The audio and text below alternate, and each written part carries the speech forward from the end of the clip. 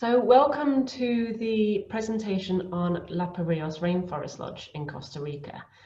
Today I'll be presenting every aspect about the lodge, which is situated on the southernmost point of the Osa Peninsula, as you can see here on the map, down in the very southwestern part of Costa Rica.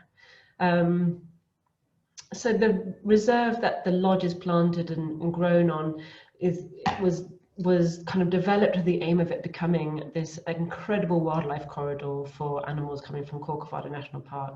So this lodge is set within this amazing reserve, and this is what is generally the biggest pull to the area and to the lodge. So as always, I'll be giving you the 30-minute presentation, and then there'll be time for a quick Q&A session at the end, and I'll follow up with an email and some extra useful information. Okay, I'll give you a little bit of background about the lodge. Lapa Rios Rainforest Lodge opened in 1993 and has been a pioneering inspiration for eco-lodges in Costa Rica ever since. The owners, Roberto and Luz from Pacuare Lodge, took over the hotel 2 years ago from the previous owners, who were very happy to pass it on to these trustworthy friends of theirs within the same industry, and also people who shared a very similar vision to them, particularly in terms of the sustainability. So the lodge is a founding member of the National Geographic Unique Lodges of the World, and it embodies the very same values that National Geographic hold, which are seen as being authenticity, enrichment, and a dedication to preserving our planet's diversity. They've really always maintained this incredibly strong commitment towards responsible practices and protecting natural and cultural heritage. So the word Lapa, as many of you might already know, is the Costa Rican name for the scarlet macaw, which is spotted all around the lodge and all around the reserve and down by the beaches as well. And today, the 17-room hotel preserves more than 1,000 acres of this primary and secondary rainforest, where the scarlet macaws nest, and also assists in the development of the local community. So one good example of their efforts is that the diesel burning generator, which powered the hotel for the last 26 years, was very recently switched off and replaced by clean, renewable energy systems only, powered by solar panels and nano turbines of hydropower. So their overall mission is to prove that a rainforest left standing is worth more than one cut down, and that responsible tourism can be profitable and therefore a successful vehicle for ensuring wilderness prevention. Okay, so from this map, you can see where the Osa Peninsula is located in the southwestern side of Costa Rica. This is an area of kind of unchallenged, beautifully wild and it's incredibly isolated, and with quite a different infrastructure to the rest of the country. The lodge is located on the very southern tip of the Osa Peninsula, a wild and not easily accessed area covered in thick jungle. So to arrive to the hotel, guests can take a short flight from San Jose to Puerto Jimenez. This flight is around 1 hour long, and it comes down the western coast of Costa Rica and goes past these incredible tropical beaches, and where the whale's tail comes out of the coastline. It's one of the most beautiful flights I've ever taken. And once you arrive at the small airport at Puerto Jimenez, you're met by the local representatives of the lodge, have a quick refreshment, and then it's a 45-minute drive along a bumpy road to the lodge. And on this transfer to the lodge, you're going past quite a lot of cattle fields, but also a lot of thick jungle as well. And on the way, you're likely to spot kind of 10 or 12 different species of birds already. Another option is flying to Golfito on what you might call the mainland, so across the Gulf, and then taking a boat across the Gulf to Puerto Jimenez and then transferring onto the hotel. I believe there are fewer flights a week to Golfito than there are to Puerto Jimenez, but this is an option if you have clients who want to combine both these kind of wild and incredible areas that are both very well known for their nature and wildlife. So you can see here where the lodge is located on the left-hand side, looking out towards the ocean. So just beyond that headland is the Golfo Dulce, so that's where the Gulf is, and where the waters meet here, they create quite a stir as the Pacific meets the waters from the Gulf. And where the lodge is located here and up behind it, it is their 1,000-acre private nature reserve, which is fully protected by the owners of the lodge and other people who look after it, so the guides. And it also acts as a wildlife corridor and protective barrier for the 100,000-acre Corcovado National Park, one of the most biodiverse places on Earth. In fact, an incredible 2.5% of the world's biodiversity is found on the Osa Peninsula. And this tends to include a number of endangered and endemic species as well. So the lodge was set up with this objective to protect the endangered surroundings, and runs quite a few different successful NGOs and projects as integral parts of its sustainability efforts. So I'll just quickly go over the rooms at Lapa Rios. There have always been 17 rooms, and there still are 17 rooms. And while they were all of the same category, they are now in 3 different categories. We have 11 deluxe bungalows, 2 Premier Villas, and 4 Lapa Villas. All of the Premier Villas and Lapa Villas were newly built in 2019 in December. Some of the villas are located about a 10-minute walk along the walkways and the steps from the main dining and excursions area. But all of these villas have incredible expansive views over the canopy to the ocean beyond. And they're also constructing a track within the property to take people from one end to the other in the electric vehicles. So I'll start with the deluxe bungalows. These are the leading category, and the category which were the only category before the lodge changed hands. They have all now been renovated and upgraded by the new owners with a fresh lick of paint, new bright colours, more efficient fans, new furnishings and mattresses, and new fixings in the bathrooms. So as you can see here, you have 3 walls which are facing the forest, and these walls are made of, very strong netting. So they're essentially kind of open to the elements out to the canopy. The 4th wall at the back is made of concrete, but with this kind of open air feeling, it does allow for all the natural sounds of the jungle to be heard night and day, and really helps create this very special environment for the guests. So most of these deluxe bungalows have 2 queen-size beds, but there are 1 or 2 with 1 king-size beds. All have mosquito nets over the beds, as well as these very thick netted windows. None of the rooms here have air conditioning, but there is this constant jungle breeze that is coming up over the canopy and off the ocean that you can feel within the rooms as well. They all have these incredibly spacious balconies with hammocks, lush foliage, like little corner gardens where they have their outdoor showers, and lovely seating areas and hammocks. And then the next category up are the Premier Villas. So these are some of the new villas, and there are currently 2 of them. They're numbers 14 and 15. And these are the only 2 real interconnecting rooms in the lodge, as they have a door that is connected between the villas, actually within the villas themselves. And actually you can see that door here on the terrace. They are extremely bright with very airy and modern decor, and these large terraces overlooking the canopy. As you can see here, there's room enough for rollaway beds as well as the day bed on the side there, and so these villas can sleep up to 5 people. They're really beautifully designed with a really huge expansive bathrooms, and the furnishings, as you can see, are from the Kabaka indigenous people who live near the Pakwari Lodge. I think I mentioned in the last presentation about Pakwari Lodge is that the owners, Roberto and Luz, commissioned them to make a lot of their pieces that they feature in both of the lodges and in their restaurants.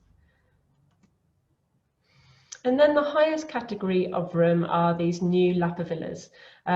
These are even more spacious than the Premier Villas, with the added extra of a plunge pool on the deck. They all have king-size beds and can fit extra beds in if needed, sleeping up to 5. The Lapa Villa numbers are 12, 13, 16 and 17. 16 and 17 the villas are adjacent but not interconnecting, but they are close enough that they share an outside porch where their front doors are. Again, with the same furnishings, but the main difference here, apart from the extra space, is that the extra space can be separated by these sliding doors. So the doors fully shut, and so this is a particularly good space for perhaps a family with slightly older kids to be able to keep the two parts separate. And I have been advised that actually these rooms could possibly fit up to 6 people, depending on the ages of the children as well. Here you can see the floor plan, which gives a bit of a picture about where the second room is located and the size of this incredible bathroom that goes outside with their external shower. And one new addition to these rooms, so the Premier Villas and the Lapa Villas, is that they've recently been installed with these evening breeze air cooling units that fit above the beds. So these are designed to create a kind of a cooling microclimate around the bed by extracting a lot of the warm air from around the bed and then filtering it and cooling it before the air is then diffused over the canopy. Luz and Roberto, with their kind of sustainability hats on, really wanted to find a solution to kind of the air conditioning issue. And these are units which are imported from Europe, and they are noiseless, they don't cause draft, and they use about 80% less energy than a traditional air conditioning system. So each of these rooms, as I mentioned at the beginning, have these incredible views out across the canopy to the ocean, or also there are a couple of rooms that have aspects out to the Gulf, because the rooms are all set on this incredible ridge within the reserve. All the walls are not made of bricks, as I mentioned before, so you can expect to be woken relatively early by the sounds of the jungle, but I'm always fascinated by these sounds. So you have families of howler monkeys waking up and calling out to each other, as well as pairs of macaws flying past, and hundreds of other birds singing with the dawn chorus. So not only do you get these incredibly kind of pink and orange colours when the sun is rising, you also get to see the sun setting behind the ocean. And this view on the left of the sunrise is just how I remembered it when I was staying a couple of years ago, with the silhouette of pairs of macaws and toucans flying over the canopy. It was really quite magical. So Lapa Rios has always had this lovely pool area which sits again on the ridge just beyond the restaurant and the communal areas. It is on the list for a revamp, but it is a really beautiful place just to relax and also have a very refreshing swim when you've been in the hot and humid conditions all day. They have this kind of dual aspect view, so you've got the ocean here on the right, and then just beyond the palapa there, you've got the Gulf view. So you've got this lovely panorama all around you and constantly surrounded by families of monkeys in the trees as well. And this is where they can also hold yoga classes first thing in the morning. So this is a really beautiful place to be able to do that and watch as the day gets lighter. And then they've also started hosting breakfast, lunches and dinners here too. They've been doing this more recently to maintain people in their social distance in their bubbles and make sure that people are happy just eating together and not being too close to other people in the restaurant. So there are viewing platforms all along the lodge, like this one that just looks straight out over the trees. There's one outside the bar, at the restaurant. There's many along the walkway, so you never lose sight of the canopy and everything that's in it. This will generally always include families of monkeys, so howler monkeys, squirrel monkeys, capuchin monkeys and spider monkeys. There's always different sloths hanging around, and every now and again you might find a sloth on the walkway as well, if they've kind of managed to reach down to the bottom of the tree. And the other thing that is new just in the last few months is that the hotel now has Wi-Fi throughout. So although the owners really wanted to retain the feeling of kind of disconnectivity with the outside world, They found that there was a growing need for people to be able to catch up on emails or download photos before heading to dinner or for their drinks or for a night walk, and to have that little bit of downtime and personal space. Before, the only place where Wi-Fi was available was just a hut, which is now their bar, which you'll see in a moment. And this was becoming very crowded and was becoming kind of very functional. You know, people would go there specifically with their phones and their iPads and whatnot. And so this allows people to use their internet in their own time. And they've also had quite a few requests for workations. So, you know, this is an ideal place really to go and do a little bit of work and be surrounded by the most incredible nature at the same time. So this is their newly renovated restaurant area. And another new development, which has literally come in the last few weeks, is that they have opened a new wine cellar. So this humidity controlled cellar has been built to withstand the climate within the rainforest, which, as you can imagine, is very hot and humid.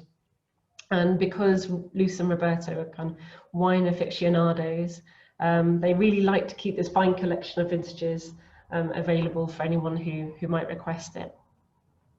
And as I mentioned before, they commissioned a lot of their decorative pieces from local craftspeople. And so this large hanging lampshade you can see was made by the Cabacá indigenous people from the Pacuare Reserve, who also made the furnishings within the rooms here and at Pacuare. And if you've visited Lapa Rios in the past, you will remember that there was a spiral staircase in the middle of this room and that had a viewing platform at the top. So that's actually been taken out now and replaced with this hanging lampshade. I think they felt that there was enough viewing platforms all around the hotel to be able to kind of offer those aspects to the guests, and then be able to kind of install some beautiful pieces as well. So this is the new bar area, which is just the path on the left there leads up to where the restaurant area is, which I just showed you. And this is where the Wi-Fi hut used to be. And it's all been laid out with new deckings and furniture, making it a very kind of relaxed and welcome atmosphere. This has actually been open for a year now. It's one of the first things they developed. And before, the bar was actually part of the eating area. And so although it was a really welcome and friendly area, you did have a lot of people kind of waiting for their tables or waiters rushing past. So this is a new kind of more relaxed pre-dinner and post-dinner area for the guests. So the dining obviously is mainly taken in their restaurant area, but there are many options for private dining, either on one of the different platforms around the lodge or on the decks of their suites. And the menu has had a full, complete makeover as well. So they serve up fresh tropical food with incredible ingredients, lots of fusion twists. As I mentioned in the last presentation, Luz and Roberto really love their cuisine, international as well as Costa Rican, and so I wanted to bring that to their menu as much as possible. So together with the local chefs from Lapa Rios and Pacuare, their chef Belisis, who is Greek born and has worked with the cooks at Pacuare for a number of years, has created a really intensive culinary training program. So this is using modern technology and techniques to bring lots of the local ingredients to the forefront of his menu in quite inventive ways, and passing that on to the cooks in the kitchen. Okay, I'm just going to go over some of the included excursions and then some of the optional excursions or kind of added extra excursions, and then a little bit about their sustainability. So one of the most amazing things about Pacuare Lodge is that it is all inclusive. So all of the meals are included, all of the included experiences are included, and the transfers are included. There's a huge menu of included experiences whilst you're there, and people are kept very busy for their stay. I wouldn't recommend anything less than 3 nights at Lapa Rios. In fact, I would recommend 4 to be able to fit as much in as possible. There's just so much to see and so much to experience. So things that they include here are early morning sunset and sunset birdwatching tours, hiking trails, night walks, waterfall trails, local plant and medicinal trails. There are several different self-guided trails as well, and the beach is just a short walk away from there. There are also transfers that can take guests down to the beach and back up to the hotel at any time of day. And then there are extra tours, which include horse riding, waterfall rappelling, surf lessons, dolphin and whale boat trips, and the full day, or half day actually now, excursion to Corcovado National Park. So most of the excursions are taken within their own private reserve. So this reserve really does have enough wildlife and incredible forest to explore for days. As I mentioned before, there's this big kind of wildlife corridor and protective barrier for the 100,000 acre richly biodiverse Corcovado National Park. So in regards to the seasons, as this has kind of effect on some of the excursions at Lapa Rios, the area around here is considered a rainforest, and so it's very humid tropical forest. There are two well-defined seasons. The dry season is from December to April, and the rainy season from May to November. And the months of July and August are typically wet throughout the whole of Costa Rica, and the rain here generally occurs during the afternoon and evening. The temperatures have highs within the 30s and lows within the low 20s, and this is characteristic all year round. And the rainiest months tend to be September, October, and November. So the green season, May to November, is probably the best time to experience a true rainforest in those kind of terms. All the outdoor activities will always still be offered, as the rain is very warm and actually really quite pleasant. And many of the trees are flowering and fruiting during this time of year. And so this definitely means that the wildlife is particularly active as well. The staff here are all local and locally trained. This is something that the lodge are very keen to maintain and uphold. The guide on the right-hand side here is called Danilo. He set up his own guiding school in the nearby town of Puerto Jimenez, where all the Lapa Rios guides pass through for education and updated training. Everyone at the lodge is incredibly welcoming, fluent in English, and makes you feel instantly at home and excited about what the stay will bring. Danilo's objective was to train up new guides from the local area to have a reserve really for the hotel and to raise the overall standards of tour quality instead of importing guides to the Osa from other areas of Costa Rica. So since 2016, his weekly classes have grown and are attended by various Lapa Rios staff of different hotel departments, but also other local tourism students. And so by training the guides on the lodge's philosophy of nature conservation and sustainability, they hope to inspire a new generation of advocates for the preservation of the surrounding rainforest. So as part of the development of Lapa Rios, the owners have recently purchased some brand new Land Cruisers for the transfers. And they've also adapted these four-wheel drive pickup trucks for the excursions that are taken outside the property, which are very comfortable with these open sides and back for better viewing and better bird spotting. All of the roads on the Osa Peninsula are very uneven. This is of course due to the weather, but also because they don't want to kind of tarmac these roads to make it more accessible in a way. They're quite bumpy, a lot of potholes. So having these kind of robust vehicles they felt was essential for the comfort of the guests. So while out on any excursion or even just walking around the lodge, guests are likely to be stopped by the guide or a staff member to spot any of the 400 plus bird species which inhabit the Osa Peninsula.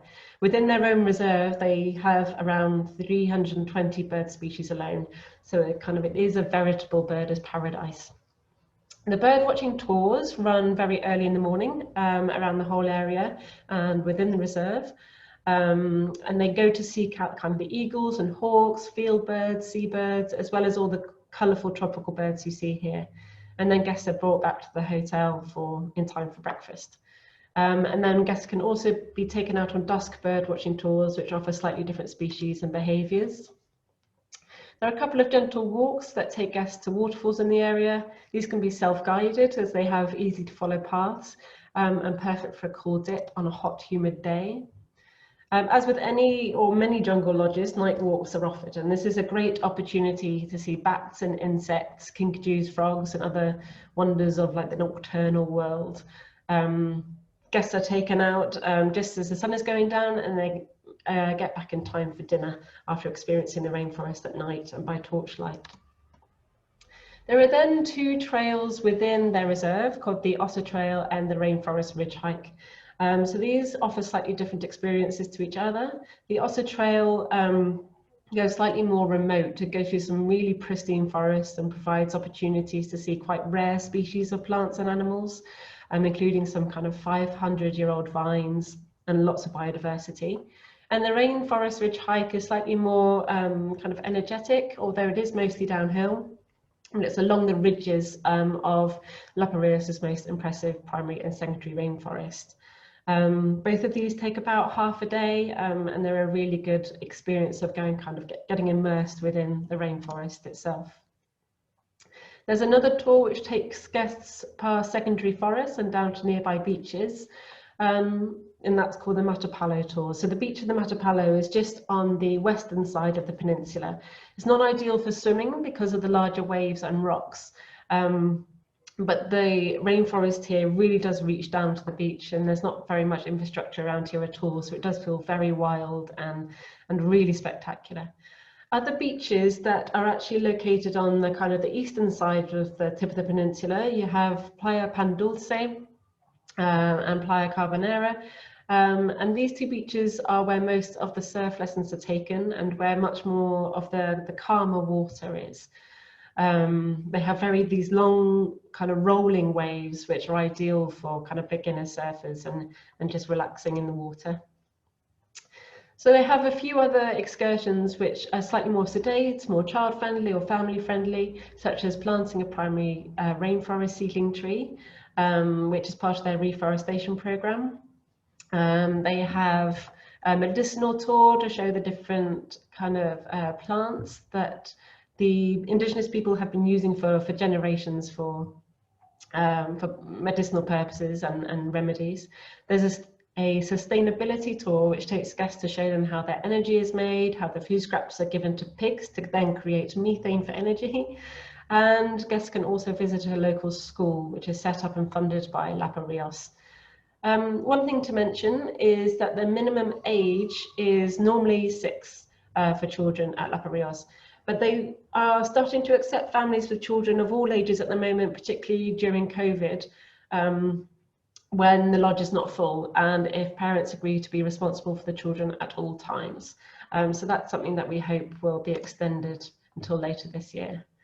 So the optional extra excursions are mainly off-site tours that are done through trusted and vetted local suppliers. And a lot of these are recommended to be booked in advance, but particularly the Corcovado National Park excursion, because it really will depend then on availability. And if people really want to visit, then they want to be able to guarantee they have a place on the boat and with a guide that goes here. So as many of you will know, the Corcofado National Park is a huge 100,000 acre protected area and home to some of the world's rarest wildlife, including jaguars, peccary pigs, tapirs, and 450 bird species. This is the one tour that a lot of people come to the area for. The main reason for this is that it is really wild, very isolated and protected, meaning you'll rarely come across other tourists on visits here. And there's a good chance of seeing a tapir as well. So this excursion has actually been developed by the new owners to be much quicker. So instead of going by road, they have contracted this this boat from a local business, and the boat ride only takes 90 minutes from Palo Beach. So Palo Beach is about a 10-minute transfer. And so you can get to the park and have your excursion and be back in time for a late lunch, and can be taken as a half-day experience. Whereas before, the transfer from the hotel to Corcovado National Park was really kind of like a 2.5-hour drive on very bumpy terrain. So it's now a much more comfortable and accessible excursion. So other optional excursions include surfing, which is a really fantastic place to learn due to the soft rolling waves, as I mentioned before. Stand-up paddleboarding, horse riding, kayaking, and waterfall rappelling. And the Osa Peninsula also provides a critical nesting habitat for 4 species of turtles. So visiting during nesting season gives guests a good chance to witness hatching or participate in sea turtle research.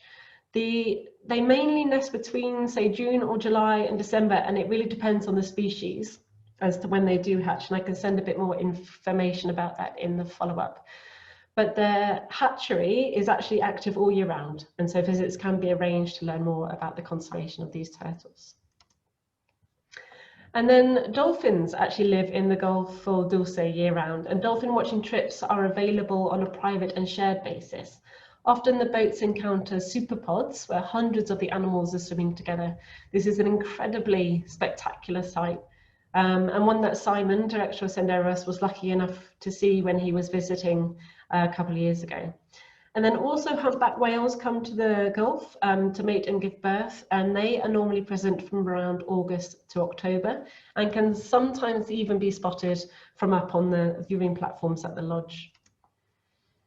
So many of the other extra tours available are a bioluminescence tour, so going out to the sea at night time and seeing the luminescence in the water, sport fishing, visiting local indigenous families and learning about their ancient culture and customs, as well as eating with them and learning all about their history. There's a local farm tour that you can take, which is actually owned by a guy who used to work in the gold mining industry before it became illegal, and then settled there, and will teach you how to pan for gold. So there's lots of different and a huge variety and diversity in all of their excursions. And then if all of this sounds a bit too active and relaxation calls, then the lodge has this specific area on the beach closest to the hotel where drinks can be served for guests, and guests can just relax on the lounges and be left in peace. So as I mentioned, the beach is either a 10-minute walk, or there are shuttle buses all day that can take guests to and from here. And I think this would be something nice if you have clients that are on holiday celebrating a particular event or anniversary. It could be a special kind of extra kind of service for them if you think it would be appropriate. So with all of the excursions available and all the beautiful rooms to make the most of, what the real draw for me was at Lapa Rios was the real wildlife that surrounded the lodge.